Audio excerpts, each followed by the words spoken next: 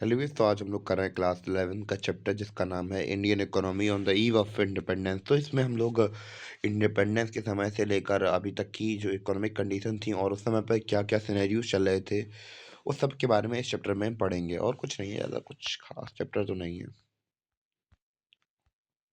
तो स्टार्ट करते हैं अपना chapter. The primary objective of this book Indian economy development is to familiarise you with the basic feature of Indian economy and its development and it is today in the aftermath of independence. तो इस book का primary उद्देश्य ये है कि आपको बताया जाए, आपको फैमिलराइज किया किया जाए या फिर बताया जाए इंडियन इकोनॉमी के बेसिक फीचर के बारे में, जिसकी मतलब क्या-क्या डेवलपमेंट हुई इंडियन इकोनॉमी में, जिसकी वजह से जो हमारी आज की इकोनॉमी है और जो भी हमारी आज़ादी मिली उसके बाद क्या-क्या किया हम लोगों ने, सबके बारे में हम लोग अच्छी तरीके से पढ़ेंगे।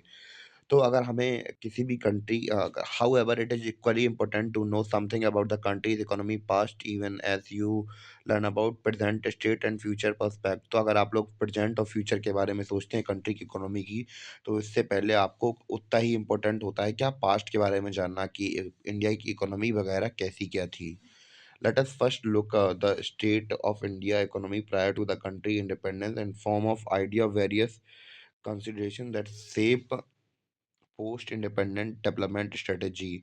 तो चलिए पहले हम लोग पढ़ते हैं कि क्या-क्या इंडिया ने ऐसे कौन-कौन से काम किए जिसकी वजह से जो हम लोग आज डेवलपमेंट देख रहे हैं वो मतलब पोस्ट इंडिपेंडेंट कैसी-कैसी हम लोगों ने स्ट्रेटजीज बनाई।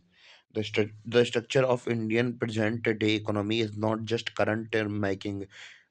It has its root received in the history, particularly in the period when the India was under the British rule, which lasted almost two centuries before India won its independence on 15 अगस्त 1947। तो अगर India की जो economy आजकल आप लोग देख रहे हैं, तो वो केवल मतलब अभी की बात नहीं है, इसे अभी हम लोगों ने क्रिएट नहीं कर दिया। इसका जो इतिहास है, वो हमारे पुराने इतिहास में है। इसकी जड़ें बहुत पुरानी हैं। कब की बात कर रहे हैं हम लोग? पर्टिकुलरली हम लोग बात करेंगे इंडिया जब ब्रिटिश रूल के अंदर था, तो उस समय पे हमने क्या किया, जो जिन्होंने 2 सदियों तक हम पे राज किया था। और हम लोग उन इंडिया कब आज़ाद हो गया था? 15 अगस्त 1947 में आज़ाद हो गया था। तो उनका जो the sole purpose of the British colony rule in India was to reduce the country to being a raw material supplier for the Great Britain own rapid expending modern tech industrial base. तो उनका जो colonial rule का केवल purpose था कि India से कच्चा माल लो और अपने कंट्री के अंदर इन्होंने जो इंडस्ट्रियल हब खोला था।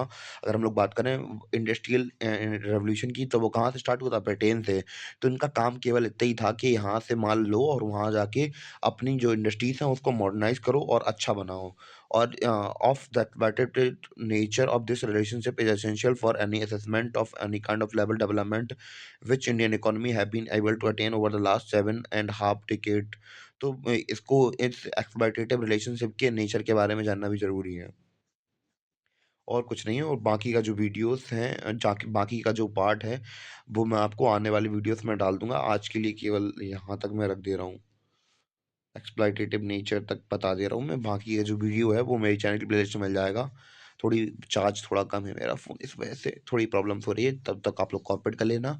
और जो वीडियोस के आगे की वीडियोस हैं वो आपको चैनल की प्लेलिस्ट में इसी चैप्टर के नाम से मिल जाएंगी। तब तक वहाँ से आप लोग देख सकते हैं उसमें। तब तक के लिए धन्यवाद। मिलते हैं अपने अगले वीडियो में जिसमें हम लोग पूरा चैप्टर क्लियर करेंगे।